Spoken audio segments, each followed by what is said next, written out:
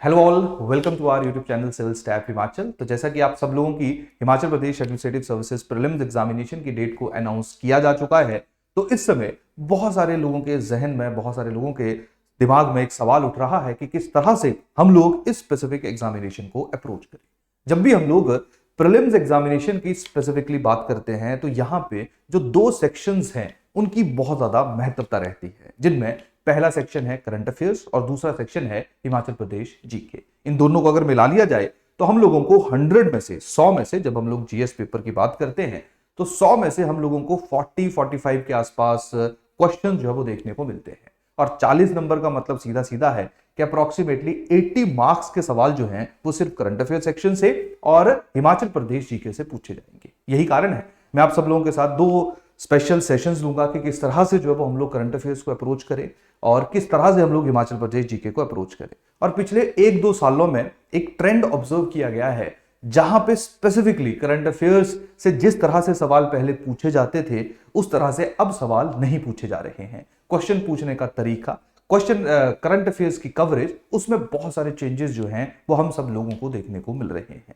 तो यही कारण है कि जैसे जैसे हम लोग देखते हैं कि एग्जाम का पैटर्न चेंज होता है, वैसे वैसे हम सब लोगों को अपनी स्ट्रैटेजी जो है वो बनानी होती है। और ये वो समय है जहां पे हमारे पास अप्रोक्सीमेटली 45-50 डेज के आसपास का समय बचा हुआ है और यहाँ पे मैक्सिमम लोग जो वो करंट अफेयर्स को रिवाइज कर रहे हैं। तो जब आप करंट अफेयर्स को रिवाइज करेंगे तो कुछ एरियाज के ऊपर आप लोगों ने स्पेशल फोकस करना है, जिनमें से हम लोगों को अभी तक करंट अफेयर्स के सवाल जो है वो देखने को मिले।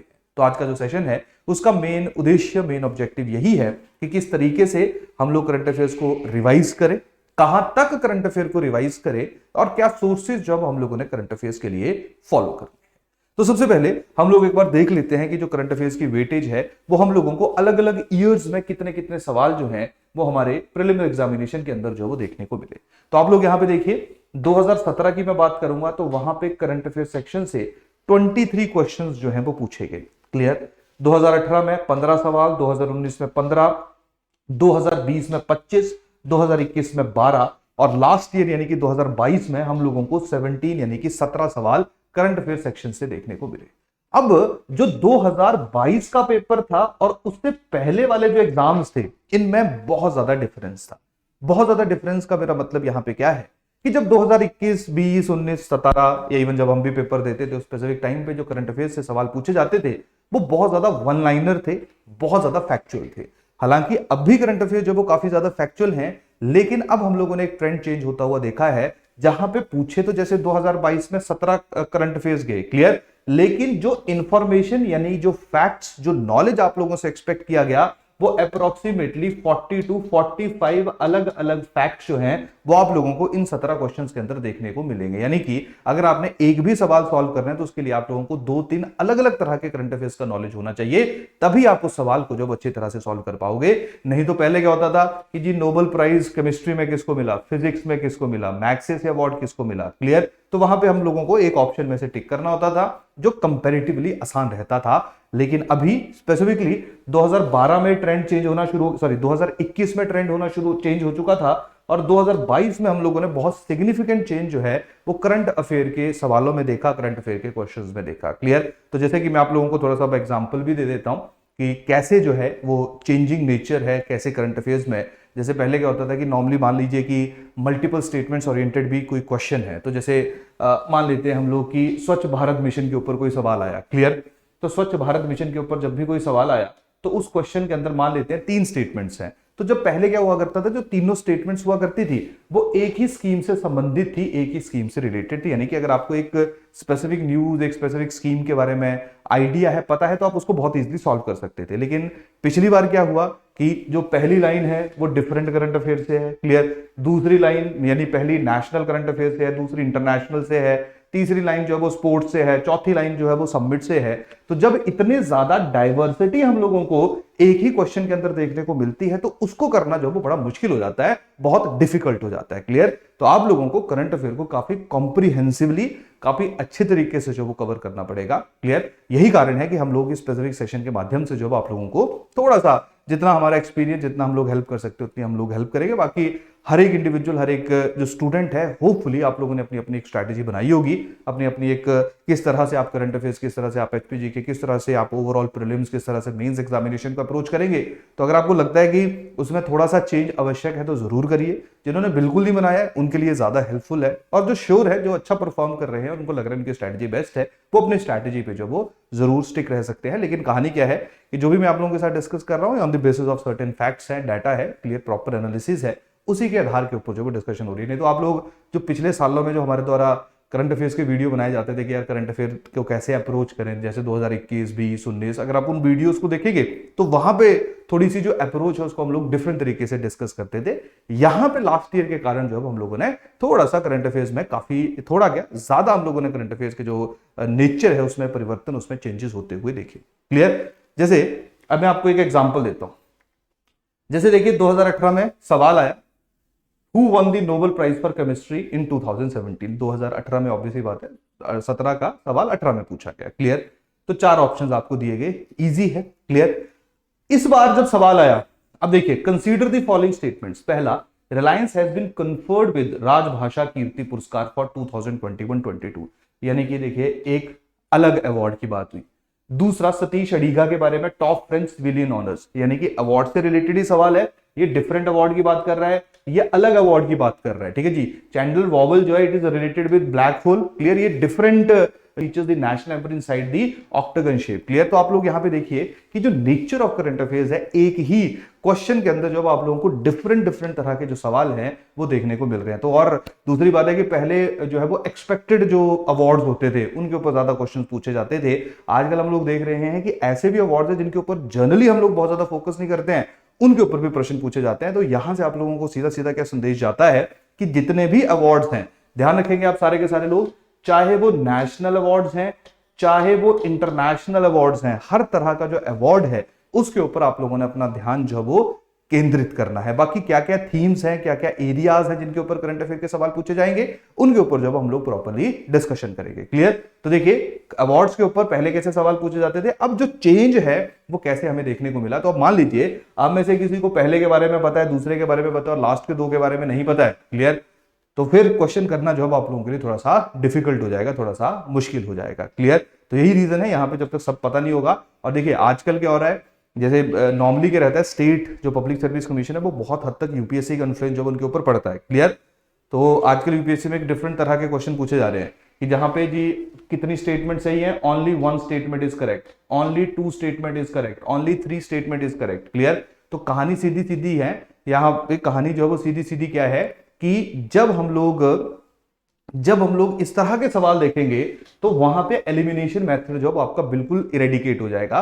तो यही कारण है आप लोगों के पास जो श्योर शॉर्ट इंफॉर्मेशन है वो होनी चाहिए, आप लोगों के पास प्रॉपर जानकारी होनी चाहिए। और उसके साथ साथ एक और चीज मैं आप लोगों को यहाँ पे बता देता हूं कि देखिए, जब हम लोग प्रीलिम्स एग्जामिनेशन की बात करते हैं तो बहुत सारे स्टूडेंट जो वो अपने ये कोशिश करते हैं कि जी हम लोगों ने हाईएस्ट नंबर लेने हैं। क्लियर?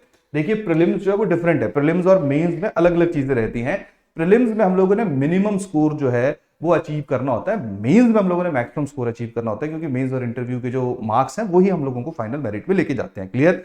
जैसे पिछली बार जो कट ऑफ थी वो 108 के आसपास गई थी, इस बार जो कट ऑफ है वो आपकी 95 के आसपास गई है, जो बिल्कुल आइडिया था कि इतनी ही जाएगी, क्योंकि जो एग्जाम का नेचर था वो काफी ज्यादा मुश्किल था, काफी ज्यादा डिफिकल्ट था। क्लियर? तो 95 जो अगर आप कट ऑफ जा रहे हैं तो आप ऐसा मानिए कि लेस देन 50% भी अगर आपको पेपर आता होगा तब भी आप इस प्रीलिम्स एग्जामिनेशन को जो है वो क्वालिफाई कर सकते हो। क्लियर? बहुत सारे स्टूडेंट ऐसे जिनके 125, 30, 35 नंबर भी हैं। क्लियर? लेकिन वो जो है वो मेंस क्वालिफाई नहीं कर पाए। और बहुत सारे लोग ऐसे हैं जिनके 98, 99, यानी कि जिन्होंने ऑलमोस्ट जो कट ऑफ है उसी के आसपास स्कोर किया हुआ है, और वो जो है उनका इंटरव्यू भी क्वालिफाई हुआ है, उनके फाइनल सिलेक्शन भी हुई है, और उनमें से काफी लोगों ने इंटरव्यूज भी दिए हुए हैं। क्लियर? तो कहानी सीधी सीधी रहती है कि प्रीलिम्स में जो मेन ऑब्जेक्टिव हमारा रहता है वो यही है कि हमने जो है वो जितना हमें आता है उसको हमने एक्यूरेसी के साथ जो वो अचीव करना है। लेकिन at the same time prelims की अनप्रेडिक्टेबिलिटी को देखते हुए हमारी जो कवरेज है वो काफी ज्यादा बड़ी होनी चाहिए, काफी कॉम्प्रिहेंसिव होनी चाहिए। क्लियर? तो यही कारण है जब आप लोग करंट अफेयर्स की बात करेंगे, जहां पे देख लीजिए 17 सवाल पिछली बार पूछे गए। क्लियर? और वो 17 सवाल को करने के लिए आपको 40-45 फैक्ट्स जो अगर आपको पता होंगे तभी आप कर पाओगे, और उनमें जो फैक्ट्स हैं कुछ सवाल ऐसे हैं जो इजीली डुएबल है, कुछ क्वेश्चन ऐसे हैं जिनको करना मुश्किल है और कुछ को करना नामुमकिन है। तो जो नामुमकिन या इम्पॉसिबल वाले सवाल रहेंगे उनको तो वैसे भी ना करना चाहिए आप लोगों को, ना ही उनको कंट्रोल करने की कोशिश करनी चाहिए। बस ये है कि अभी तक जो हमारी प्रीवियस ईयर पेपर्स या जो अभी तक हमारी एग्जाम की अंडरस्टैंडिंग, उसके आधार के ऊपर हम लोग अपनी स्ट्रैटेजी को प्लान आउट करते हैं और उसके बाद प्रीलिम्स एग्जामिनेशन के अंदर जाके जो उसको प्रॉपर्ली असेस करते हैं। लेकिन आप ऐसा समझिए कि यहाँ पे आप लोगों ने जो है जितना आपको आता हो, अगर आपने अच्छी प्रिपरेशन की हुई है और जितना आपको आता है, अगर आप उसको 100%, मैं कहता हूं 90, एक आधी गलती भी कर दो, 99% एक्यूरेसी के साथ भी अगर आप कर लोगे तब भी आपके क्वालिफाई करने की संभावना या चांसेस हो जाएंगे। क्लियर। लेकिन कहानी क्या है कि जैसे जैसे चीजें चेंज हो रही हैं वैसे वैसे हम लोगों को हमारी प्लानिंग प्रायोरिटीज उनमें भी चेंजेस करने पड़ते हैं। क्लियर। यही कारण है कि जो 2018-19 में बहुत इजीली प्रीलिम्स निकाल रहा था उसका जो है वो 2022 में निकालना बड़ा मुश्किल हो गया और 23 में हो सकता है और ज्यादा मुश्किल हो अगर उसने अपनी स्ट्रैटेजी को चेंज ना किया हो। बहुत सारे लोग ऐसे हैं जो 18, 19, 20 बैक टू बैक जो वो इंटरव्यूज दे रहे हैं, मेंस जो हैं वो लिख रहे हैं, यानी कि प्रीलिम्स को बहुत इजीली क्वालिफाई कर रहे हैं, मतलब जो टाइम के साथ साथ अपनी जो प्लानिंग स्ट्रैटेजी है उसको भी परिवर्तित कर रहे हैं, चेंज कर रहे हैं। तो ये बड़ा ज्यादा आवश्यक होता है, बहुत ज्यादा जरूरी होता है। क्लियर। तो यहां पे समझ आ गई कहानी आप लोगों को। देखिए एक और सवाल दिखाता हूं मैं आपको। पहले बेसिक सा सवाल आता था अपॉइंटमेंट के ऊपर, बहुत आता था जी इस देश का प्रधानमंत्री कौन बन गया, किसी का चेयरमैन कौन बन गया। क्लियर। जैसे who is appointed as the chairman of the CCI, that is competition commission of India. Clear. अब देखिए यूनिसेफ की अपॉइंटमेंट की बात होगी, मेडल की बात होगी। ठीक है जी। अब देखिए यहाँ पे पर्सन इन न्यूज आ गया, पर्सन के ऊपर सवाल आ गया। यहाँ पे मेडल यानी कि अवार्ड के ऊपर सवाल आ गया। ये वाला जो सवाल है ये समिट्स के ऊपर है। क्लियर। और उसके साथ साथ ये वाला जो क्वेश्चन है वो आपका एनर्जी के ऊपर है, टेक्नोलॉजी के ऊपर है, इंटरनेशनल अफेयर्स के ऊपर है। तो आप ऐसे यहाँ पे समझिए कि एक ही सवाल के अंदर जो हम लोगों को अलग अलग जो एरियाज, अलग अलग थीम्स जो हैं उनके ऊपर सवाल देखने को मिलते हैं, जो पहले हम लोगों को नहीं देखने को मिलता था। क्लियर। तो कहानी क्या है कि जब हमारी कवरेज ब्रॉड होगी तब हम इस तरह के जो सवाल हैं उनको काफी इजीली जो हम वो क्या कर पाएंगे, सॉल्व कर पाएंगे। क्लियर। देखिए सेम सिमिलरली यहाँ पे Bangladesh will host women's 2020 Asia cup. अब देखिए नॉर्मली क्या होता है कि एशिया कप मेल का क्या है उसको तो सारे ट्रैक करते हैं, लेकिन सवाल जो वो वुमेन के ऊपर आ गया। क्लियर। नॉर्मली ये सारी न्यूज वही हैं जो करंट अफेयर्स के अंदर रही थी, लेकिन करंट अफेयर में दिन की अगर 10 खबरें भी होंगी, महीने की 300 खबरें होंगी, एक साल की 3600 खबरें होंगी, तो बहुत ज्यादा हो जाता है रिटेन करना, उसको जो है वो मेमोराइज करना। क्लियर। लेकिन यह है कि जितना आप पढ़ सकते हो, जितना आप कवर कर सकते हो, उतना जो आप लोगों ने कवर करना है। देखिए यहाँ पे स्पोर्ट्स से रिलेटेड सवाल है, यहां से जो है वो आपका इंटरनेशनल एनवायरनमेंट वगैरह के ऊपर सवाल है, ये आपका समिट के ऊपर सवाल है। क्लियर। ये भी आपकी समिट की जो थीम है उसके ऊपर प्रश्न, इसके ऊपर जो वो सवाल आपसे पूछा गया है। क्लियर। इंडेक्स देखते हैं कि थीम कौन कौन सी है, लेकिन आप ऐसा समझिए कि अभी जहां पे पहले एक क्वेश्चन एक ही थीम के ऊपर आधारित रहता था, अब हम लोगों को देखने को मिल रहा है एक ही क्वेश्चन के अंदर मल्टीपल थीम्स हैं। ये सिर्फ करंट अफेयर्स में नहीं देखा गया, ये एचपी जीके में भी देखा गया और ये इन जनरल जो हमारे जीएस के क्वेश्चंस है वहां पे भी देखा गया। तो इस तरह के क्वेश्चन थोड़ा सा मुश्किल बना देते हैं आपके पेपर को, आपके एग्जाम को। क्लियर। समझ आ रही कहानी सब लोगों को कि नहीं आ रही? डन। तो इस तरह से जो हम लोग करंट अफेयर्स के अंदर आजकल जो है वो चेंजेस देख रहे हैं। अब जो इंपॉर्टेंट एरियाज हैं, इंपॉर्टेंट थीम्स हैं, वो एक बार देख लेते हैं कि किन किन के ऊपर जो आप लोगों की जो वो फोकस रहना चाहिए जब भी आप लोग करंट अफेयर्स को रिवाइज करोगे। देखिए सबसे पहला और सबसे इंपॉर्टेंट है दैट इज योर अपॉइंटमेंट्स। ध्यान रखना जब हम लोग अपॉइंटमेंट्स की बात करेंगे तो ये पॉलिटिकल पोजीशन से लेके एडमिनिस्ट्रेटिव पोजीशंस की बात हो रही है, ये नेशनल अपॉइंटमेंट से लेके इंटरनेशनल अपॉइंटमेंट्स की बात हो रही है। नेशनल अपॉइंटमेंट्स का मेरा मतलब क्या है कि हमारे देश में जो है वो जितना पॉलिटिकल स्ट्रक्चर है, प्रधानमंत्री की बात कर लें, बाकी मिनिस्टर्स की बात कर लें, हमारे यहाँ पे जैसे सीसीआई के ऊपर सवाल पूछा है, नीति आयोग है ना, हमारा जो वो इलेक्शन कमिश्नर्स हैं, चीफ इलेक्शन कमिश्नर्स हैं, ठीक है जी, फाइनेंस कमीशन है, यानी कि जो जो अपॉइंटमेंट लेटेस्ट हमें पिछले 1-1.5 साल के अंदर देखने को मिली है उनके ऊपर जो हमारा ध्यान केंद्रित होना चाहिए। क्लियर। पहली बात। दूसरी बात, हम लोगों ने नेशनल इंपॉर्टेंस यानी कि हमारे देश के अंदर जो अपॉइंटमेंट्स हुई हैं उनके साथ साथ जो अंतरराष्ट्रीय स्तर के ऊपर यानी इंटरनेशनल लेवल के ऊपर जो अपॉइंटमेंट्स हुई हैं उनके ऊपर भी ध्यान देना है जी। कोई प्रधानमंत्री बन गया किसी और देश का, क्लियर, कोई बाहर का जो प्रधानमंत्री या रक्षा मंत्री या कोई भी इंडिया की यात्रा के ऊपर आया तो उसके बारे में हमें थोड़ा सा आइडिया होना चाहिए, यानी कि जिसका रिलेशन हमारे देश के साथ हो। क्लियर। कोई बड़ी ऑर्गेनाइजेशन है, WTO है, WHO है, यूनाइटेड नेशन है, वहां पे कोई एडमिनिस्ट्रेटिव पोजीशन में कोई भी नई चेंजेस हुए हैं तो उनके ऊपर जो हमारा ध्यान केंद्रित होना चाहिए।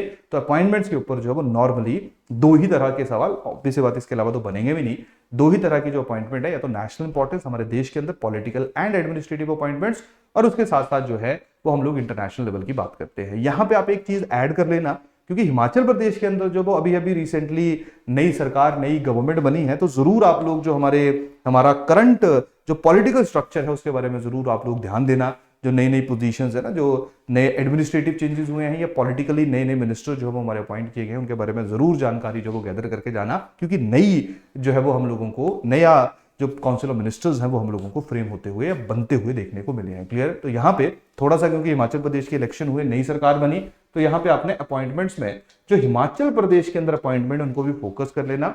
वो हिमाचल प्रदेश जीके में आप लोगों को कहीं ना कहीं काम आएगी। हिमाचल प्रदेश में जो करंट अफेयर्स की बार बार सवाल पूछे जाते हैं कि जी हिमाचल प्रदेश का करंट अफेयर का क्या करें, तो उसके बारे में हम लोग जब हिमाचल प्रदेश के ऊपर एक अलग से सेशन में आप लोगों के साथ डिस्कस करूंगा, तो वहां पे जब उसके ऊपर हम लोग फोकस करेंगे। क्लियर? तो पहला जो एरिया है जहां से सवाल पूछे जाएंगे वो अपॉइंटमेंट्स हैं। अपॉइंटमेंट्स में आप लोग देश के और अंतरराष्ट्रीय स्तर दोनों के ऊपर फोकस करना। लोग नॉर्मली नेशनल अपॉइंटमेंट्स के ऊपर ज्यादा ध्यान देते हैं, लेकिन हमने देखा है कि इंटरनेशनल जो अपॉइंटमेंट्स हैं उनके ऊपर भी प्रश्न, उनके ऊपर भी सवाल पूछे जाते हैं। पहली बात, ठीक है जी। दूसरा, समिट्स। समिट्स जो है G20 का समिट, ठीक है जी, इसके साथ साथ जो है वो हमारा बाकी एशियान का समिट, जितने भी हमारे इंटरनेशनल इंस्टीट्यूशंस हैं, इंटरनेशनल बॉडीज हैं, इंटरनेशनल ऑर्गेनाइजेशंस हैं, उनके समिट हम लोगों को अलग अलग जगहों पे कहां होते हुए देखने को मिल रहे हैं। तो यहाँ पे थोड़ा सा आप लोगों ने काम करना है। देखिए यहाँ पे आप लोगों ने काम क्या करना है कि कोई भी ऑर्गेनाइजेशन है, जैसे मान लीजिए G20 है, तो आपने लिख लिया जी ऑर्गेनाइजेशन का नाम, वो ऑर्गेनाइजेशन कब बनी, क्योंकि स्टैटिक क्वेश्चन भी आ सकता है। क्लियर? उस ऑर्गेनाइजेशन का पहला सबमिट कब हुआ, उस ऑर्गेनाइजेशन का इस बार सबमिट कब हुआ, और जब आप कर ही रहे हो तो कोशिश करो इसका सबमिट पिछली बार कब हुआ था और अगली बार कब होगा। क्लियर? तो यानी कि जब आप सबमिट्स की बात करोगे, क्योंकि देखिए सबमिट्स के ऊपर दो तीन तरह के सवाल पूछे जा सकते हैं। क्या बड़ा स्टैटिक पूछना होगा तो फर्स्ट सबमिट पूछ लेंगे, ठीक है जी। थोड़ा सा पुराना करंट अफेयर अगर पिक किया होगा तो लास्ट सबमिट पूछ लेंगे। करंट अफेयर को ही पिक किया होगा तो प्रेजेंट सबमिट पूछ लेंगे। और जब प्रेजेंट सबमिट आता है तो साथ में ये भी आता है जी अगली बार कहां पे होगा। तो ध्यान रखेंगे आप सारे के सारे लोग कि सबमिट में आप लोगों के अगला सबमिट, यानी कि जो सबमिट की लोकेशन है उसके ऊपर जब आप लोगों का पहला फोकस होना चाहिए। ठीक है जी। तो ऑर्गेनाइजेशन, उसका अगर हेडक्वार्टर है तो हेडक्वार्टर, अगर उसका जो है वो हेडक्वार्टर वही बनता है जहां पे जो वो उसके पूरे के पूरा जहां जहां उसकी मीटिंग होती है उसी को कंसीडर किया जाता है, तो ऑब्वियस बात है सबमिट्स की लोकेशन। और तीसरा जो आ जाएगा उसकी जो इंपॉर्टेंट जो पर्सन है उसके साथ रिलेटेड है, उसके हेड वगैरह हैं, अगर उनमें कोई नया अपॉइंट हुआ है तो ऑब्वियस बात है वो यहाँ पे भी आप लोगों के लिए इंपॉर्टेंट हो जाएगा। और सबसे बड़ी बात रहती है कि हमेशा जब भी कोई मीटिंग होती है, जब भी कोई सबमिट होता है, उसकी एक थीम होती है, और थीम के ऊपर हम लोग क्या करते हैं कि सबमिट्स की जो लोकेशन है उसको तो याद कर लेते हैं जो मैंने अभी तक आपको बोला, लेकिन थीम को जब हम लोग थोड़ा सा निग्लेक्ट कर देते हैं। तो जब सबमिट होगी उसकी थीम के ऊपर जब वो पूरी मीटिंग हुई है, अगेन पिछले वाली किसके ऊपर हुई, इस वाली किसके ऊपर हो रही है, और अगले अगर वाली की जानकारी रिलीज हो चुकी है तो नेक्स्ट वाली जो थीम है वो हम लोगों को क्या देखने को मिल रही है। तो सबमिट्स में जब आप लोगों ने इस तरह का मेन ध्यान जो केंद्रित करना है, और वो सबमिट जहां पे इंडिया इन्वॉल्व है वो तो वैसे इंपॉर्टेंट हो जाएंगे आप सब लोगों के लिए। क्लियर? और अगर वो इंडिया के अंदर हो रहे हैं तो और ज्यादा इंपॉर्टेंट हो जाएंगे। तो हो सकता है कि अब G20 जैसे मान लीजिए हिंदुस्तान में हो रहा है, तो G20 से रिलेटेड और भी आपको ना कि कौन कौन सी कंट्रीज हैं, कौन से ऑब्जर्वर्स हैं। क्लियर? तो वो सारे का सारा जवाब आपको थोड़ा सा और G20 को खंगालना पड़ेगा, जो कहीं ना कहीं आपका जो ऑर्गेनाइजेशन स्टैटिक पोर्शन जो इकोनॉमिक सेक्शन में हमें देखने को मिलता है उसमें आप लोगों की मदद करेगा, उसमें आपकी हेल्प करेगा। लेकिन करंट अफेयर परस्पेक्टिव से सबमिट्स के ऊपर थीम्स हैं, कहां पे लोकेशन है, कौन हेड है, कौन उसको लीड कर रहा है, इस तरह की जानकारी जो आप सब लोगों के पास होनी चाहिए। दूसरी चीज, होपफुली आपको लोगों को जो दूसरा थीम एरिया है वो आप लोगों को क्लियर हो गया होगा। तीसरा जो थीम एरिया है वो है आपका स्पोर्ट्स। स्पोर्ट्स की अगर हम लोग बात करेंगे तो स्पोर्ट्स में देखिए नॉर्मली तो स्पोर्ट्स में जो विनर्स हैं उनके ऊपर काफी बार सवाल पूछा जाता है। अब ध्यान रखना यहां पे, अब स्पोर्ट्स को बहुत सारे लोग जो वो क्रिकेट के थ्रू ही केंद्रित कर देते हैं। ठीक है जी। जैसे अभी WTC का जो है वो आपका आई थिंक आज से ही मेरे को लग रहा है कि वो शुरू हो चुका होगा या हो जाएगा शाम तक। क्लियर? तो जैसे क्रिकेट के ऊपर जो वो बड़े सारे लोगों को पता होता है जी कहाँ हो रहा है ना, कौन जीता जब इसका रिजल्ट आ जाएगा, कौन हारा। क्लियर? ये सारी चीजें, सारी जानकारी जो वो लोगों के पास रहती है, अगला कहाँ पे होगा। ठीक है जी। क्रिकेट के बारे में सबको पता है, लेकिन जैसे हम लोग बात करें स्क्वैश की बात करें, हम लोग स्नूकर की बात करें, क्लियर, तो आप सब लोगों ने जो है जो ऐसे स्पोर्ट्स जो हिंदुस्तान में बहुत ज्यादा पॉपुलर नहीं है लेकिन हिंदुस्तानियों ने कहीं ना कहीं उनको जीता हुआ है। अब देखिए स्पोर्ट्स, अब तो बहुत सारे स्पोर्ट्स हैं, सारे तो करना थोड़ा सा मुश्किल है। तो स्पोर्ट्स में दो चीजों के ऊपर आपने ध्यान देना है। क्या? अगर विनर जो है वो इंडियन है, हिंदुस्तानी है, चाहे वो डोमेस्टिक टूर्नामेंट है ऑब्वियस बात है इंडियन ही होगा। अगर इंटरनेशनल टूर्नामेंट में चाहे कोई भी ऐसी गेम है, कोई भी ऐसी स्पोर्ट्स है वो बहुत ज्यादा पॉपुलर नहीं है, मतलब पॉपुलर तो अपने अपने एरिया में, लेकिन हमारे देश में बहुत ज्यादा पॉपुलर नहीं है, तो वहां पे आप लोगों को जो विनर्स हैं, अगर हिंदुस्तानी पूरे दुनिया में होने वाले किसी भी इवेंट में जीत रहा है तो वो अपने आप लोगों के लिए इंपॉर्टेंट हो जाएगा। तो जहां पे हिंदुस्तानी इंटरनेशनल स्पोर्ट्स इवेंट को जीतेगा वो आप लोगों को पहले ही पता होना चाहिए। ठीक है जी। उसके साथ साथ ऐसे टूर्नामेंट जो बहुत ज्यादा इंपॉर्टेंट है, बहुत ज्यादा रेलेवेंट है, जैसे मैं अगर बात करूंगा, जैसे विंबलडन की बात करूं, यूएस ओपन की बात करूं, ऑस्ट्रेलियन ओपन की बात करूं, क्लियर, चाहे फिर हमारे लोग वहां पे जीत रहे हैं नहीं जीत रहे हैं, लेकिन जो बहुत जैसे फीफा वर्ल्ड कप है, इनकी अगर हम लोग बात करें, तो ऐसे टूर्नामेंट जो इंटरनेशनल लेवल के ऊपर बहुत ज्यादा पॉपुलर है, चाहे हम इंडिया उसमें पार्टिसिपेट कर रहे हैं नहीं कर रहा है, उनके बारे में भी जो है वो हम लोगों को प्रॉपर जानकारी होनी चाहिए कि जैसे अभी फीफा वर्ल्ड कप हुआ, कौन जीता, हाईएस्ट स्कोरर जो वो कौन है, गोल्डन बूट किसको मिला, गोल्डन बॉल किसको मिली, जो भी जितने भी अवार्ड्स वगैरह जो भी इस बड़े बड़े टूर्नामेंट में मिलते हैं, अगली बार कब कहाँ होगा, पिछली बार कहाँ हुआ, क्लियर। तो ये सारी की सारी जो जानकारी है वो आप सब लोगों को होनी चाहिए, यानी कि जब हम स्पोर्ट्स पे फोकस करेंगे तो इंटरनेशनली हम उन स्पोर्ट्स को ज्यादा तवज्जो देंगे जो बहुत ज्यादा पॉपुलर है, चाहे वो बास्केटबॉल से रिलेटेड है, चाहे वो वॉलीबॉल से रिलेटेड है, चाहे वो फुटबॉल से रिलेटेड है, चाहे वो क्रिकेट से रिलेटेड है, चाहे इंडिया जीता है या नहीं जीता है, इंडिया पार्टिसिपेट किया या नहीं किया है। और दूसरा, हम लोग स्पोर्ट्स में उसको ज्यादा तवज्जो, ज्यादा इंपॉर्टेंस देंगे जहां पे इंडियंस ने किसी भी टूर्नामेंट को, चाहे वो जैसा भी स्पोर्ट्स है, छोटा बड़ा, मतलब छोटा बड़ा तो नहीं लेकिन पॉपुलर या कम पॉपुलर, आप लोगों को उसके बारे में जो वो प्रॉपर जानकारी होनी चाहिए, क्लियर। तो तीसरा एरिया जो है वो हमारा क्या रहेगा, स्पोर्ट्स रहेगा। चौथा एरिया हमारा रहेगा दैट इज योर अवार्ड्स। अब देखिए यार, स्पोर्ट्स अवार्ड समिट्स, इनके ऊपर तो बहुत सारे सवाल जो है वो, बहुत सारे क्वेश्चन हम लोगों को देखने को मिलते हैं, क्लियर। जब हम लोग अवार्ड्स की बात करेंगे, किसको अवार्ड मिला, अगेन सेम लॉजिक है यहां पे, अगर किसी हिंदुस्तानी को कहीं पे भी दुनिया में कुछ भी मिला है वो आप लोगों को पता होना चाहिए। हमारे देश के अंदर जितने अवार्ड मिल रहे हैं वो आपको पता होने चाहिए, ठीक है, चाहे वो पद्मा अवार्ड्स हैं हमारे, या बाकी है ना सरस्वती सम्मान है, ज्ञानपीठ अवार्ड है, जितने भी अवार्ड्स हमारे देश के अंदर दिए जाते हैं जो काफी ज्यादा पॉपुलर है, या हिमाचल प्रदेश के अंदर भी कोई अवार्ड मिल रहा है, तो नेशनल अवार्ड्स के ऊपर तो आपका फोकस होना ही चाहिए। इंटरनेशनल अवार्ड में अगर हिंदुस्तानी को कुछ मिल रहा है तो उसके ऊपर फोकस होना चाहिए। और साथ में ऑस्कर जो वो काफी आजकल न्यूज में रहा, RRR के कारण, RRR के कारण, तो वहां पे आप लोगों ने बाकी जो कैटेगरीज हैं उनके बारे में भी थोड़ा सा जानकारी जो भी इकट्ठा कर लेना है, क्योंकि जब हम किसी को भी देखते हैं, किसी भी इंफॉर्मेशन को गैदर होता हुआ देखते हैं, या किसी भी चीज में जहां पे बहुत पॉपुलर हो जाती है हमारे देश के अंदर, तो उससे संबंधित जो बाकी जो लोग हैं जिन्होंने उसको जीता है वो भी हमारे लिए काफी इंपॉर्टेंट हो जाता है। यहाँ पे अवार्ड्स के ऊपर मैं आप लोगों को एक बिल्कुल जो है वो एक सजेशन दूंगा, क्लियर, हो सकता है आए ना आए, लेकिन मैक्सिमम टाइम पे देखा गया है वो हमारे हैं नोबेल प्राइजेस, ठीक है। तो नोबेल प्राइज जो मिलते हैं हमारे अक्टूबर के आसपास मिलते हैं, क्लियर, तो उसमें प्रॉपर लिस्ट आप लोगों ने बनानी है। देखिए, मेन क्वेश्चन तो ये पूछा जाता है कि अवार्ड किसको मिला। दूसरा सवाल, जो जितना इंपॉर्टेंट अवार्ड होता है उतनी गहराई उसमें हो सकती है, जैसे नोबेल अवार्ड है, किसको मिला, वो कहां से है, और उसका क्या कंट्रीब्यूशन है, ठीक है जी। कंट्रीब्यूशन के ऊपर आप लोगों ने ध्यान देना है। नॉर्मली हम लोगों को जो विनर्स हैं उनका नाम पता होता है, लेकिन उनका कंट्रीब्यूशन क्या है, मैं ऐसा नहीं कह रहा हूं कि कंट्रीब्यूशन के ऊपर पूरी थ्योरी पढ़ लो, कंट्रीब्यूशन मतलब एक लाइन में पढ़ लो कि जी किसी का ब्लैक होल में है, किसी का किसी है ना किसी मिनरल एक्सकवेशन में है, अगर किसी को नोबेल पीस प्राइज मिला तो उसका क्या कंट्रीब्यूशन है, क्या उसने जो है वो दुनिया के लिए किया, क्लियर। तो कहानी सीधी सीधी आ गई। तो तीन तरह से जो आप लोगों ने कैटेगराइजेशन करनी होती है, डन। तो जब हम लोग अवार्ड्स की बात करते हैं तो देखिए, अवार्ड्स में जो ज्यादा पॉसिबिलिटी होती है कि रिसेंटली किसको अवार्ड मिला, वहां से ज्यादा सवाल पूछा जाएगा। लेकिन उसके साथ साथ अवार्ड्स में आपने दो तीन चीजें और ध्यान देनी है, जैसे मान लो सरस्वती सम्मान है, ज्ञानपीठ अवार्ड है, जो बड़े प्रेस्टिजियस अवार्ड माने जाते हैं, क्लियर, कौन उनको देता है, मतलब कौन सी ऑर्गेनाइजेशन जो उन अवार्ड्स को प्रोवाइड करती है। सिमिलर जैसे नोबेल प्राइज जो वो किसके द्वारा दिए जाते हैं, ठीक है जी। इसके साथ साथ जो अगर प्राइस मनी उनके साथ एसोसिएटेड है तो वो कितनी प्राइस मनी एसोसिएटेड है, क्लियर। तो इस तरह से जो आप लोगों ने थोड़ा सा अपना अवार्ड को भी कवर करते हुए अपनी कवरेज को थोड़ा ब्रॉड करना है, क्योंकि देखिए कहानी सीधी सीधी क्या है कि जो बिल्कुल करंट में किसी को अवार्ड मिला होगा वो मैक्सिमम लोगों को पता होगा, लेकिन जब वो अगर अवार्ड में एक स्टेप भी आगे चले गए तो थोड़ा सा जो वो आप लोगों के लिए मुश्किलात का, या आप लोगों को थोड़ा सा मुश्किलात का सामना करना पड़ सकता है। जैसे पिछली बार एक सवाल आया था जहां पे अवार्ड्स किस ऑर्गेनाइजेशन के द्वारा दिए जाते हैं, या रिपोर्ट किस ऑर्गेनाइजेशन के द्वारा रिलीज की जाती है, उस तरह के प्रश्न, उस तरह के सवाल जो है वो हम लोगों को देखने को मिले, ठीक है जी। जो चौथा एरिया आप लोगों का ये रहेगा। पांचवा एरिया आप लोगों का रहेगा प्रोग्राम एंड पॉलिसी। तो ये बिल्कुल आपने नेशनल प्रोग्राम और उसके साथ साथ जो राज्यों के प्रोग्राम हैं, क्लियर, जैसे हम लोगों ने देखा झारखंड है कोई प्रोग्राम लॉन्च किया, उड़ीसा ने कोई प्रोग्राम लॉन्च किया, उसके ऊपर भी सवाल पूछे जाते हैं। तो जो भी कोई नया प्रोग्राम या पॉलिसी जो है वो हमारे देश के अंदर केंद्रीय सरकार के द्वारा यानी कि नेशनल गवर्नमेंट के द्वारा और राज्य सरकारों के द्वारा, नॉर्मली राज्य सरकार यानी कि स्टेट गवर्नमेंट के द्वारा जब पॉलिसी लॉन्च की जाती है तो वो बहुत ज्यादा लार्ज स्केल के ऊपर नहीं होते, लेकिन जब कोई नई पॉलिसी, बिल्कुल डिफरेंट इनिशिएटिव कोई राज्य शुरू करता है, क्लियर, तो वो अपने आप जब हम लोगों को न्यूज में आता हुआ देखने को मिलता है। जैसे अभी केरला का इंटरनेट से रिलेटेड न्यूज है, तो वो एक ऐसी न्यूज है जो कि केरला सरकार ने उसको शुरू किया, लेकिन वो पूरे हिंदुस्तान के लिए जो वो एक बड़ा ही इंस्पिरेशन है, क्योंकि ये पहली बार हम लोगों को हमारे देश के अंदर होता हुआ देखने को मिल रहा है, क्लियर। तो इस तरह की जो खबरें होंगी जहां पे राज्य ने कुछ डिफरेंट किया होगा वो अपने आप न्यूज में रहेगी और वहां से सवाल पूछे जाने की जो संभावना है वो अपने आप ज्यादा रहेगी।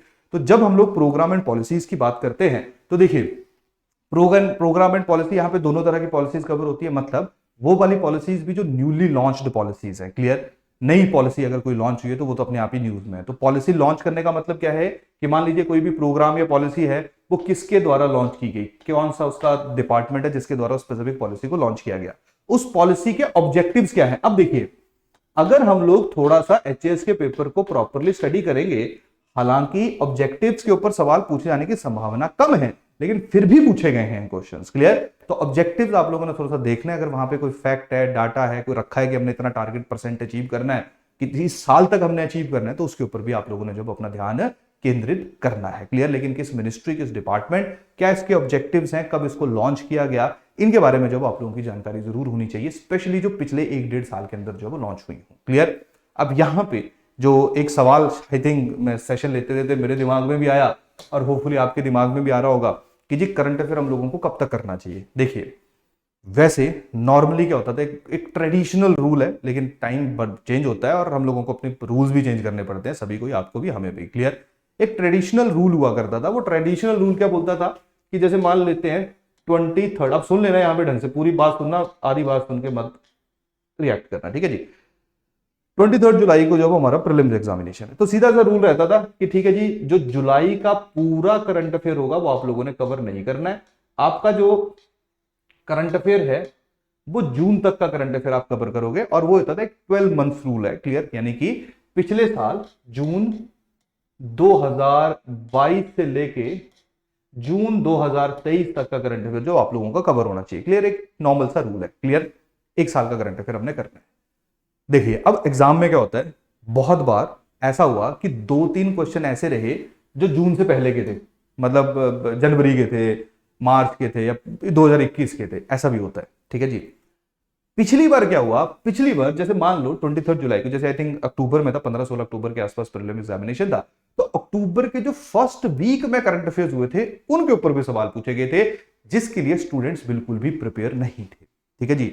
अब यहां पे सवाल आता है कि अच्छा, अगर पेपर में जून से पहले यानी कि जून 2022 से पहले के भी करंट अफेयर्स आए हुए हैं, ठीक है जी, तो इसका मतलब है कि हम उनको भी कवर कर लेते हैं। और अच्छा, पिछली बार हमने देखा था कि जो जिस मंथ में पेपर हो रहा है वहां के भी करंट अफेयर आए थे, तो हम उसको भी कवर कर लेते हैं। अब देखिए, यहां पे थोड़ा सा प्रैक्टिकल अप्रोच अपनानी पड़ेगी। देखिए जुलाई 23 को पेपर है, तो जुलाई के फर्स्ट 2 वीक्स जो होंगे या 3 हफ्ते जो होंगे, उनका करंट अफेयर करना आप लोगों के लिए आसान है, 2 हफ्तों का कर लोगे, इजिली है, अचीवेबल है। तो आप लोगों ने 2 हफ्ते के भी करंट अफेयर्स जो वो करके जाना है, टिल आई थिंक 15 जुलाई तक के करंट अफेयर तो कर लेना। अब सवाल आएगा कि क्या मैं पीछे भी जाऊं, अब यहां पे पीछे जाना मैं सजेशन ये दूंगा, लेकिन पीछे कहां तक जाओगे, पीछे तुम दिसंबर तक जाओगे पिछले साल के, 2021 पूरा साल पढ़ोगे, तो वहां पे कोई लिमिट नहीं है। तो कहीं ना कहीं अब यहां पे कभी भी एक ऐसा रूल नहीं बन सकता कि जी सारे करो, क्लियर। तो थोड़ा सा मुश्किल होता है स्टूडेंट्स के लिए, डन। तो कहानी सीधी सीधी क्या है कि बहुत पीछे जाने की जरूरत नहीं है, क्लियर। बहुत पीछे जाने की जरूरत इसलिए भी नहीं है क्योंकि जब आप स्टैटिक पार्ट भी पढ़ते हो, तो स्टैटिक पार्ट में जो बिल्कुल मतलब 1-1.5 साल में जो करंट अफेयर्स होते हैं, जहां पे भी आपने तैयारी की होगी, तो वो आप लोगों को वैसे ही कवर करने की कोशिश करते हैं टीचर्स, क्लियर। तो जो लेटेस्ट है, जहां जब आपने प्रिपरेशन की पिछले 1-1.5 साल का है, वो नॉर्मली जॉब आपके नोट्स के अंदर नहीं इंटीग्रेटेड होता है। अगर क्लास मान लीजिए जनवरी में हुई तो हो सकता है उसके अंदर इंटीग्रेटेड हो, नॉर्मली नहीं होता है, क्लियर। तो वहां पे आपका 1 साल का करंट अफेयर करना जो आप लोगों के लिए बहुत ज्यादा जरूरी हो जाता है। अब यहां पे एक और सवाल आएगा, ये तो चलिए उन लोगों के लिए जो कंफर्टेबल हैं, जिन्होंने प्रॉपर्ली पढ़ा हुआ है, ठीक है जी, जो शायद पुराने समय से जो वो तैयारी कर रहे हैं और उन्होंने 12 महीने के, उन्होंने 24 महीने का भी पढ़ा हुआ है, हो सकता है उन्होंने पिछली बार उससे पिछली बार भी पेपर दिया हो, तो उनके लिए ज्यादा मुश्किल नहीं है। लेकिन उनको भी मैं सजेशन ये दूंगा कि 12 महीने जो उसके ऊपर अपने आप को रखिए। हाँ, ये है कि थोड़ा सा अनयूजुअल एरिया से अगर सवाल आएंगे तो वो सबके लिए अनयूजुअल होंगे, वो सिर्फ आपके लिए ही अनयूजुअल नहीं होंगे। जैसा 108 से कट ऑफ सीधी 95 पे गई, 13 नंबर का गैप जो है, डिप जो है, वो बहुत ज्यादा माना जाता है, ठीक है जी। वापिस आइए, तो यहां पे आप लोगों ने क्या करना है, जुलाई भी इंटीग्रेट कर लेना। अब अगला सवाल है जी, 12 महीने तो हमसे हो ही नहीं पाएगा। ये भी एक बिल्कुल जेन्युइन कंसर्न है, क्योंकि जो बच्चा, जो स्टूडेंट जिसने तैयारी है ना पिछले साल शुरू की है, या उस साल के सेकंड हाफ के एंड में शुरू की हुई है, तो उसके लिए मुश्किल है, डिफिकल्ट है कि जितना ज्यादा करंट अफेयर कैसे पढ़े, जीएस भी पढ़ना है, एचपी जीके भी पढ़ना है, बाकी जो आपके ऑप्शनल वगैरह होते हैं, चलिए अभी तो रोक दीजिए ऑप्शनल वगैरह, लेकिन आपने ऑप्शंस भी कवर करने हैं, मेंस का करंट अफेयर भी पढ़ना है, तो वहां पे जो चीजें हैं वो आप लोगों के लिए बहुत ज्यादा डिफिकल्ट हो जाती है, बहुत ज्यादा मुश्किल हो जाती है, क्लियर। तो यहाँ पे सीधी सीधी कहानी क्या है, तो आप लोगों का देखिए सीधा क्या रहेगा कि हम लोग हमेशा रिवर्स में चलते हैं। रिवर्स का मेरा मतलब क्या है कि जैसे जुलाई, जून, मई, अप्रैल, तो ऐसे करके आपने उल्टा चलना है और कोशिश करनी है कि एटलीस्ट सितंबर तक आप लोग पहुंच जाओ। रीजन क्या है, ये जो सितंबर, अक्टूबर, नवंबर, दिसंबर, ये जो 3-4 महीने हमारे होते हैं, यहां पे बहुत सारी हैपनिंग हो रही होती है, बहुत सारे सबमिट्स हो रहे होते हैं, क्योंकि ईयर का एंड होता है, बहुत सारे इंडेक्सेस रिलीज हो रहे होते हैं, बहुत सारी हैपनिंग जो है हम लोगों को इन 4 महीनों में देखने को मिलती है। तो आप लोगों ने अगर जून तक करना मुश्किल है तो एटलीस्ट सितंबर ऑनवर्ड जो वो जरूर कोशिश करिए कि आप लोग उनको कवर कर लीजिए। लेकिन मेरी सजेशन है कि 1 साल का करंट अफेयर जो है एटलीस्ट आप लोगों को करना पड़ेगा। क्लियर? सरप्राइज हमेशा रहेगा, लेकिन हम उसके लिए जो है वो 2 साल का करंट अफेयर करके बाकी अपनी जो प्रिपरेशन है उसको कॉम्प्रोमाइज नहीं कर सकते। और यहाँ पे आपको एक लाइन खींचना बड़ा ज्यादा जरूरी है, बहुत ज्यादा आवश्यक है कि आपने अपनी परफॉर्मेंस 100% देनी है। ठीक है जी? किसी की परफॉर्मेंस करंट अफेयर पे आधारित हो सकती है, किसी की करंट अफेयर के ऊपर थोड़ी आधारित होकर ज्यादा एचपीजीके पे हो सकती है, किसी के एचपीजीके पे कम आधारित होकर जो है वो जो हमारा जीएस का बाकी पोर्शन है जहां से 60 के आसपास सवाल पूछे जाएंगे उसके ऊपर हो सकती है। तो हम लोगों ने अपनी 50% 55% तक जो है वो हमारा मेन टारगेट रहता है। हालांकि इस बार नंबर ऑफ पोजीशन जो वो थोड़ी कम है, थोड़ी क्या ज्यादा कम है, तो हो सकता है कि कट ऑफ जो वो थोड़ी ज्यादा हो, लेकिन अगर पेपर बहुत डिफिकल्ट होगा तो कट ऑफ को भेदना जो है वो थोड़ा सा डिफिकल्ट हो जाएगा, मुश्किल हो जाएगा। तो अगेन वैसे भी स्पेसिफिक टाइम पे कट ऑफ वगैरह जो उसको साइड करो आप लोग। क्लियर? क्योंकि कट ऑफ को प्रेडिक्ट करना पेपर से पहले इंपॉसिबल होता है। इवन पेपर होने के बाद थोड़ा सा आइडिया लग जाता है, लेकिन जब हम देखते हैं फाइनली जब कट ऑफ रिलीज होती है तो वो काफी बार हमें भी सरप्राइज करती है, क्योंकि बहुत ज्यादा एग्जाम में बड़े परमुटेशन कॉम्बिनेशन लगते हैं जब कट ऑफ को फाइनली डिसाइड करते हैं। तो हमारा काम क्या है? हमारा काम है अपने जो एरियाज उनके ऊपर काम करना और 100% जो है वो अपने एग्जाम के अंदर जाके अपनी परफॉर्मेंस करना। क्लियर? तो समझ आ गया जो करंट अफेयर से रिलेटेड जो भी अगर आपके दिमाग में सवाल आ रहा होगा। तो प्रोग्राम एंड पॉलिसी हो गया, इसके साथ जो अगला हमारा आ जाएगा that is your indexes. Indexes के ऊपर बहुत सवाल आ रहे हैं आजकल। इंडेक्सेस किस ऑर्गेनाइजेशन के द्वारा रिलीज किया गया, कौन से ईयर में रिलीज किया गया, उस इंडेक्स की क्या रैंकिंग है। अब देखिए पहले क्या होता था कि हम लोग नॉर्मली क्या करते हैं, हम लोग देखते हैं कि जी ठीक है रैंकिंग है कि ना, वर्ल्ड हैप्पीनेस इंडेक्स आ गया है ना, या प्रेस फ्रीडम इंडेक्स आ गया और उसमें देख लिया जी इंडिया का रैंक कौन सा है और पिछले साल कौन सा था। ठीक है जी? बस ऐसा थोड़ा सा हमने कंपैरिजन कर लिया और किस ऑर्गेनाइजेशन के द्वारा रिलीज किया जाता है। लेकिन एग्जाम में एक और लाइन पूछी जाती है कि जी फर्स्ट रैंक किसका है, सेकंड किसका है, थर्ड किसका है। तो थोड़ा सा आप लोगों ने ये भी ध्यान देना है, इंडिया के जो नेबरिंग स्टेट्स हैं, देखिए हाईलाइट होता है बहुत ज्यादा। ठीक है जी? नेबरिंग स्टेट्स नहीं, नेबरिंग जो कंट्रीज हैं, क्लियर स्टेट्स भी बोल सकते हैं, कंट्रीज हैं, पाकिस्तान है, अफगानिस्तान है, श्रीलंका है, बांग्लादेश है, उनकी क्या परफॉर्मेंस है, ये न्यूज अपने आप कवर करता है। अगर मान लीजिए पाकिस्तान इंडिया से बेटर परफॉर्म कर रहा है जैसे प्रेस फ्रीडम में कर रहा है, तो हमारे लिए तो बड़ा सरप्राइजिंग हो जाएगा। तो वो एक न्यूज के अंदर जब हमें देखने को मिला तो वो एक आपकी ऑब्जर्वेशन है। तो समझिए इंडेक्स के ऊपर या तो डायरेक्टली फैक्ट होगा या इंडेक्स के ऊपर ऑब्जर्वेशन पूछी जाएगी। ऑब्जर्वेशन का मतलब है कि नॉर्वे जो है वो लीड कर रहा है, फॉलोड बाय स्वीडन, डेनमार्क, तो एक लाइन है। ठीक है? तो पता होना चाहिए आपको कि वो पहले पे कौन है, दूसरे पे कौन है, तीसरे पे कौन है। तो नॉर्मली जो टॉप के हैं उन पे भी आपने ध्यान देखना है, जो लास्ट है उस पे भी आप लोगों ने फोकस करना है, और अपने देश के ऊपर तो हमेशा आपने ध्यान केंद्रित ही करना होता है। क्लियर? क्योंकि नॉर्मली क्या होता है, देखिए मैं सिंपल सा सजेशन मेरा यही है कि जब हमने पढ़ ही रहे हैं तो हम एक लाइन और ऐड कर ले ताकि वो सवाल आए। क्योंकि देखिए जो पढ़ा हुआ क्वेश्चन जब आपका आएगा तो बहुत कम जो है वो चांसेस ये होते हैं कि आप उस क्वेश्चन को छोड़ो, क्योंकि आपने पढ़ा होता है तो आप वहां पे फिर हिट एंड ट्राई लगाना शुरू कर देते हो। तो बेटर है कि मैंने अगर एक क्वेश्चन को पढ़ा ही हुआ है और एक छोटा सा एफर्ट करके मैं उस डाटा को भी इकट्ठा कर लूं तो मेरे लिए थोड़ा सा चीजें जो वो क्या रहेंगी, ईजी रहेंगी। और इंडेक्सेस पे आपने फोकस करना है, जो फेमस इंडेक्सेस उनको तो कवर करना है, बाकी जो न्यूज में इंडेक्सेस रहे हैं उनके ऊपर भी आप लोगों ने अपना ध्यान केंद्रित करना है। क्लियर? तो इंडेक्सेस अगेन 1-2 सवाल जो है वो जरूर पूछे जाते हैं। उसके साथ साथ इंटरनेशनल एग्रीमेंट, मतलब किसी देश ने दूसरे देश के साथ किया, स्पेशली हमारे देश ने किसी के साथ एमओयू साइन किया, कोई एग्रीमेंट हुआ, सोलर एनर्जी के ऊपर हुआ, डिफेंस के ऊपर हुआ, उन सारे के सारे एग्रीमेंट्स के बारे में आपको पता होना चाहिए कि कब हुआ, क्यों हुआ और किस चीज के लिए हुआ। क्लियर? उसके बाद रिपोर्ट्स हैं, अलग अलग रिपोर्ट्स, अलग अलग डाटा जो है वो सरकार के द्वारा रिलीज किया जाता है। वो रिपोर्ट कौन रिलीज कर रहा है, उसमें इंडिया का स्टेटस क्या है, अगर इंडिया की रिपोर्ट है तो अलग अलग राज्यों का स्टेटस क्या है, अगर इंटरनेशनल रिपोर्ट है तो इंडिया का स्टेटस क्या है। क्लियर? सिमिलरली उसके बाद जो अलग अलग कमिटीज बन रही हैं, वो कमिटी किस चीज के लिए बन रही है, उस कमिटी के द्वारा जो वो क्या रिकमेंडेशंस दी गई। टेक्नोलॉजिकल डेवलपमेंट, स्पेसिफिकली जो वो स्पेस में क्या हो रहा है, डिफेंस में क्या हो रहा है, मिसाइल्स वगैरह के बारे में, क्या कितना पेलोड कैरी कर रही है, कितना उनका डिस्टेंस है, किसके द्वारा उनको डेवलप किया गया है, इस तरह की जानकारी जो आप लोगों के पास होनी चाहिए। और लास्ट जो है वो डेज टू रिमेंबर है। इसके अलावा कभी कभी कुछ मिसलिनियस टॉपिक्स जो वो पूछे जाते हैं, लेकिन ये 11 थीम्स ऐसी हैं जिनसे हम लोगों ने देखा है कि मैक्सिमम सवाल जो हम लोगों को करंट अफेयर के सेक्शंस के अंदर देखने को मिलते हैं। अब ये बोलना तो थोड़ा सा इजी है कि ये 11 पढ़ लो, ठीक है, मैक्सिमम क्वेश्चन इन्हीं थीम्स में से जो है हम लोगों को देखने को मिलेंगे। इसके अलावा वैसे भी कुछ बहुत एक्स्ट्रा नहीं बनेगा। अब जैसे कोई बोलेगा जी डिफेंस है, स्पेस है, तो उसको आप लोग टेक्नोलॉजिकल डेवलपमेंट के अंदर डाल दो। ठीक है जी, क्लियर। तो थीम बनाने को तो 20 हो जाएंगी, 25 हो जाएंगी, 50 के 100 भी हो सकती हैं, लेकिन मेन काम क्या आता है कि मेन है कि जब हम लोग किसी भी चीज को पिक करेंगे तो हमने उसको कैसे अप्रोच करना और किन किन एरियाज के ऊपर हमारा ज्यादा ध्यान केंद्रित होना चाहिए। यहाँ पे बहुत सारे पॉपुलर जो चीजें, जैसे मैंने आपको एग्जांपल भी दे रहा था कि जैसे मान लीजिए वर्ल्ड वो टेस्ट चैंपियनशिप हो रही है, तो वो तो मैक्सिमम लोगों को पता होगा, तो उसके ऊपर सवाल अगर पूछा जाएगा थोड़ा सा डीप में पूछा जाएगा, क्लियर, कि जी किस ग्राउंड पे हो रहा है, ठीक है, तो ये भी शायद आप लोगों को पता हो। लेकिन मेन बात है कि जी वुमेन का अगर कोई टेस्ट मैच हुआ है जो बड़ा रेयर होता है, अगर वो हुआ है पिछले एक साल में, तो वो आप लोगों के लिए थोड़ा सा ज्यादा इंपॉर्टेंट हो जाएगा। इंपॉर्टेंट इसलिए क्योंकि कम लोगों ने उसको कवर किया होगा, तो थोड़ा सा आप लोगों ने इन एरियाज के ऊपर जो अपना ध्यान केंद्रित करने की कोशिश करनी है। तो ये वो एरियाज है जहां से हम लोगों को जो है वो करंट अफेयर्स के अंदर सवाल देखने को मिले हैं पिछले 2015-16 के बाद का प्रॉपर एनालिसिस है। इवन अगर उससे पीछे भी चले जाओगे, इनके अलावा सवाल बनने की जो संभावना पॉसिबिलिटी है वो वैसे ही कम हो जाती है, क्लियर। इसके साथ साथ जैसे डेज टू रिमेंबर है, तो कभी कभी कोई दिन है, ठीक है, उसकी थीम भी पूछी जा सकती है कि जी ये जी हार्ड डे है, उसकी क्या थीम थी इस बार, क्लियर। ये ईयर जो है वो किस है ना 2023 जो है वो किस ईयर के रूप में सेलिब्रेट किया जा रहा है, 2022 किसके रूप में किया गया, 2024 किसके रूप में किया जाएगा। तो इस तरह के जो सवाल हैं वो भी हम लोगों को हमारे एग्जाम के अंदर देखने को मिलते हैं, क्लियर। तो ये रहा हमारा पूरे का पूरा जो इंपॉर्टेंट एरियाज है करंट अफेयर्स के। तो होपफुली आप लोगों को थोड़ा सा आइडिया लग गया होगा कि किस तरह से जो हम लोग हमारे एग्जाम के लिए करंट अफेयर को अप्रोच करेंगे और क्या क्या ध्यान रखना है हम लोगों ने, क्लियर। मुश्किल है, मेरे लिए बोलना आसान है, ठीक है, मैं मानता हूं, बिल्कुल आप लोगों के लिए करना मुश्किल है, लेकिन कहानी यही है कि अगर हम मेरे बोलने से 2-4 नंबरों का भी तुम्हें फायदा हो गया, तो इसका मतलब मेरा बोलना जो है वो वर्थ है, जस्टिफाइड है, क्योंकि जो अच्छा बच्चा होगा वो एंड में इन्हीं 2-3 जो क्वेश्चंस उनके कारण रह जाएगा, क्लियर। एंड होपफुली, मतलब होपफुली क्या मतलब ऐसा ना हो तो ज्यादा बेटर है, क्लियर। तो कहानी सबको समझ आ गया यहाँ पे कि क्या क्या करंट अफेयर्स का है। अब हम लोग देख लेते हैं कि सोर्सेज क्या है, ठीक है जी, क्या क्या सोर्सेज जो आप लोग फॉलो करोगे यहाँ पे। तो देखो सोर्सेज, अगेन मेरी सजेशन सीधी सीधी है, इसमें ऐसा कुछ नहीं है जी कि हमारे नोट्स पढ़ो, ऐसा कोई मेरी ना इच्छा है, ना ही हम लोगों ने कभी इस चीज को प्रमोट किया हुआ है, क्लियर।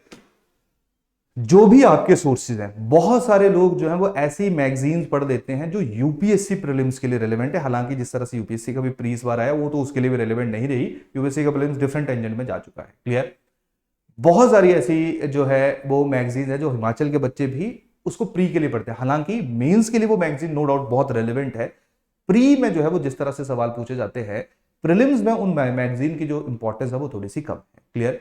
बाकी अगर मान लीजिए आप कोई भी मैगजीन फॉलो कर रहे हो और जो मैंने अभी तक करंट अफेयर्स के जिस तरह के क्वेश्चंस है, नेचर है ना, जो आपने एनालिसिस अपनी भी की होगी, अगर आपके अंडरस्टैंडिंग के अनुसार जो भी आप पढ़ रहे हो, अगर आप उसके ऊपर प्रॉपरली रिलाय कर रहे हो कि हाँ जी बिल्कुल सही है ये सारे का सारा, ठीक है जी, तो आप उसको फॉलो करिए, क्लियर। मेरे को ऐसा पर्सनली लगता है कि जैसे एक जीके टुडे वेबसाइट आती है, ठीक है, ध्यान रखना ये और है, और का मतलब क्या है कि सारा नहीं पढ़ना शुरू कर देना है। या तो आप जीके टुडे जो पढ़ रहा होगा या जो भी आप सोर्स पढ़ रहे हो उसको पूरे एक साल को आपने रिवाइज करना है। दूसरा जो है वो आप लोगों ने एक अफेयर्स क्लाउड अगेन वेबसाइट है, आप उसको भी फॉलो कर सकते हो। और तीसरा ऑप्शन जो है वो अब हमारा है ऑप्शन, तो मैं तो बताऊंगा। और पिछली बार भी क्या हुआ था कि अप्रोक्सीमेटली मतलब अगर 17 क्वेश्चन थे तो 13-14 क्वेश्चन जो इस मैगजीन से बहुत इजीली जो है वो सॉल्व हो रहे थे। हालांकि हम पे इल्जाम लगता है कि मैगजीन बहुत बल्कि है, बहुत भारी है, जो बिल्कुल जस्टिफाइड चीज है, पर बल्कि भारी बनने का लॉजिक है क्योंकि एग्जाम मुश्किल होगा, टाइम के साथ साथ आसान तो नहीं होगा, क्लियर, मुश्किल होगा। कुछ मैगजीन्स ऐसी थी जो बैंक ये सारा इनको जो है वो केटर किया करती थी, इनकी नीड को, क्लियर, लेकिन उनकी इंपॉर्टेंस, उनकी रेलेवेंस जो अब उतनी ज्यादा नहीं रही हुई है, क्लियर। तो कहानी सीधी सीधी क्या है, कहानी सीधी सीधी हमारी यही है, ये बल्कि इसलिए बनाएगी ताकि कवरेज जो हम लोगों की कॉम्प्रिहेंसिव हो। तो तीसरा ऑप्शन आपके पास ये भी हो सकता है। और उसके साथ साथ जो वो सिविल स्टैप पिछली बार भी हम लोगों ने सेशंस दिए थे, रिवीजन सेशंस भी हम लेके आएंगे। और जैसे मैंने आपको बोला भी था शायद किसी एक सेशन में कि हम लोग जो वो थीम बेसिस के ऊपर, जो थीम्स मैंने आपके साथ डिस्कस की, इसी आधार के ऊपर जो वो अलग अलग फाइल्स आप लोगों के साथ शेयर कर लेंगे। होपफुली अभी जो है वो एग्जाम आपके लिए भी सरप्राइज है, जल्दी है ना, हमारे लिए भी है। तो थोड़ा सा जो है वो अब हम लोग धीरे धीरे एक एक करके थीम को रिलीज करते रहेंगे। आप पर अपना जो रिवीजन है, जहां से आप लोगों ने पढ़ा है उसके ऊपर अभी ध्यान रखिए। अपना जो पूरे का पूरा दिन है, जैसे मैंने आपको बताया कि हमारे एग्जाम में 3 चीजें हैं, ठीक है जी। स्टूडेंट्स क्या करते हैं जी, हिस्ट्री के लिए 2 घंटे, पॉलिटी के लिए 2 घंटे, ज्योग्राफी के लिए 2 घंटे, इकोनॉमी के लिए 2 घंटे, एक दिन में सारे सब्जेक्ट करने की कोशिश करते हैं, बड़ा मुश्किल होता है, ठीक है जी। तो कोशिश करिए, क्योंकि स्पेसिफिक टाइम पे आपका रिवीजन का दौर चल रहा है, तो पूरे दिन को 3 हिस्सों में डिवाइड करिए। एक हिस्सा रखिए जीएस का, दूसरा हिस्सा रखिए एचपी जीके का, और तीसरा हिस्सा रखिए करंट अफेयर्स का। अब इन 3 हिस्सों को अपने अकॉर्डिंगली डिवाइड करना है। जीएस को ज्यादा वेटेज देनी है। वेटेज का मतलब इसलिए क्योंकि जीएस का सिलेबस बहुत ज्यादा होता है और जीएस के सारे सब्जेक्ट्स को कंट्रोल करना थोड़ा सा मुश्किल होता है, क्लियर। तो जैसे मान लो 60% ऑफ द टाइम जो वो मैं जीएस पे दे रहा हूँ, 20% ऑफ द टाइम जो मैं एचपी जीके पे दे रहा हूँ, 20% ऑफ द टाइम जो मैं करंट अफेयर पे दे रहा हूँ। अगर जीएस किसी का स्ट्रॉन्ग है तो वो अपना परसेंटेज वो इंक्रीज कर सकते हैं। मतलब दिन में एक हिस्सा करंट अफेयर को रखो, एक एचपीजीके का रखो, रिवाइज करते रहो, क्योंकि फैक्ट्स पूछे जाएंगे आप लोगों से। जितना रिवीजन करोगे उतना रिटेन करने की पॉसिबिलिटी रहेगी, उतना ज्यादा कॉन्फिडेंस आएगा। क्लियर। और जीएस में एक सब्जेक्ट उठा के उसको क्लोज कर दो। क्लियर। बाकी अगेन अगर आप अपनी स्ट्रैटेजी में कंफर्टेबल हो तो आप वैसे कर सकते हो, लेकिन मेरे को ऐसा लगता है कि 6 सब्जेक्ट अगर मैं एक साथ शुरू कर दूंगा तो क्लोज करना जो है वो थोड़ा सा मुश्किल हो जाएगा हर एक सब्जेक्ट को। तो बेटर एक सब्जेक्ट पिक करो, टारगेट रखो कि मैंने हफ्ते में इसको खत्म करना है, उसको क्लोज करो। करंट अफेयर का टारगेट उठाओ कि मैंने आज मार्च के करंट अफेयर को रिवाइज करना है, उसको क्लोज करो। 2 दिनों में करो, 3 में करो। एचपीजीके का उठाओ कि मैंने हिस्ट्री पढ़नी है, मैंने पॉलिटी पढ़नी है, मैंने इकोनॉमिक सर्वे पढ़ना है, मैंने बजट पढ़ना है, उठाओ उसको क्लोज करो। टारगेट रखो। ये टाइम ऐसा है, अगर आप वर्किंग हो तो अगेन आपके पास टाइम ज़्यादा नहीं होगा, तो आप जैसे तैयारी कर रहे हो वैसे ही आप कर पाओगे, यानी कि जितना समय दे पा रहे हो उतने दे पाओगे। लेकिन अगर आप सिर्फ प्रिपरेशन कर रहे हो तो अभी थोड़ा सा जो है वो 1-1.5 महीने के लिए, अगले 40-50 दिनों के लिए जो है वो अपने आप को पुश करो। ठीक है। अपने लिमिट्स को जो है वो थोड़ा सा एक्सटेंड करो। अगर 10 घंटे पढ़ रहे थे तो 1-2 घंटा और इंक्रीज कर लो। लेकिन ऐसा नहीं करना है कि रात को सो नहीं रहे हो, नींद नहीं आ रही है। प्रॉपर जो अपना हेल्थ है, दोनों हेल्थ है, शारीरिक हेल्थ भी और मानसिक हेल्थ भी, उसके ऊपर जो वो ध्यान रखो। थोड़ा रिलैक्स रहो, यार दोस्तों से भी बातें करो, थोड़ा सा घूम भी लो, फोन भी थोड़ी देर चला लो, टीवी देख लो, जो मर्जी करना है, मैच देख लो, जो करना है करो। लेकिन अगेन ये है कि अगर सोच लिया कि मैंने 12 से 15 घंटे जितना भी आप लगा सकते हो, इससे ज्यादा तो मेरे को लगता है ह्यूमनली पॉसिबल नहीं है। 10-12 घंटे सोओगे, 6-7 घंटे 8 घंटे सोओगे, 1-2 घंटे बाकी चीजों के लिए भी चाहिए होंगे। तो अगर आप इतना भी अपने आप को पुश कर पा रहे हो तो बहुत बढ़िया चीज है। अगेन ये जो मैंने आवर्स बोले, इसको सोच के प्रेशर नहीं लेना कि हमें इतने घंटे पढ़ना है। लोग 5 घंटे पढ़ के भी निकाल देते हैं, लेकिन उनका थोड़ा ऑब्वियस बात है ड्यूरेशन जो वो ज्यादा होता है, मतलब नंबर ऑफ ईयर्स उन्होंने ज्यादा लगाए होते हैं। लोग जब 12-13 घंटे भी पढ़ लेते हैं, तो आपने बस अपनी जो खासियत है वो देखनी है। कुछ लोग सिटिंग कैपेसिटी बहुत लंबी होती है, कुछ एक साथ ही 3 घंटे पढ़ सकते हैं। कुछ लोगों की सिटिंग कैपेसिटी ऐसी होती है कि आधे घंटे के बाद उनका दिमाग हिलना शुरू हो जाता है। तो आधे घंटे के बाद तो चलिए बड़ा छोटा स्पैन है, लेकिन 1 घंटे तक उसको एक्सटेंड करिए। 1-1 घंटे में शॉर्ट शॉर्ट ब्रेक लीजिए, 1 घंटा दिमाग को 10 मिनट शट, फिर 1 घंटा। तो अगर आप थोड़ा सा बैठने में प्रॉब्लम हो रही है, यानी कि थोड़ा कंसंट्रेशन में थोड़ा सा पुअर है आप लोगों की, तो उसके ऊपर धीरे धीरे जो वो अपना काम करिए। अगेन एवरीवन इज डिफरेंट, यही कारण है कभी भी स्ट्रैटेजी जो है आप लोगों की ऐसे नहीं हो सकती कि यही करिए। क्लियर। हर एक इंसान अलग होता है। यही कारण है कि हम लोग कोशिश यही करते हैं कि जब स्ट्रैटेजी डिस्कस की जाए तो वो ब्रॉड डिस्कस की जाए, ताकि आप लोगों को आइडिया लग सके कि इसको ऐसे ऐसे करना है, और फिर आप अपने तरीके से जो वो उसको एग्जीक्यूट कर सको। क्लियर। तो होपफुली ये जो सेशन है वो आप लोगों के लिए ठीक रहा होगा।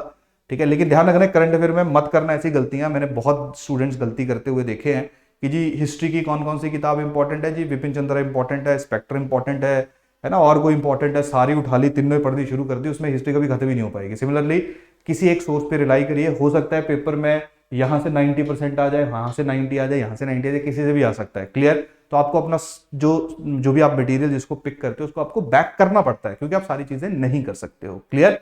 तो सिंपल सी सजेशन मेरी आपकी यही है आपके लिए। बाकी होपफुली आप लोगों की प्रिपरेशन अच्छी चल रही होगी। अगर आपको किसी भी तरह की कोई परेशानी, कोई प्रॉब्लम है, तो आप लोग हमारे ऑफिशियल नंबर पे बात कर सकते हो।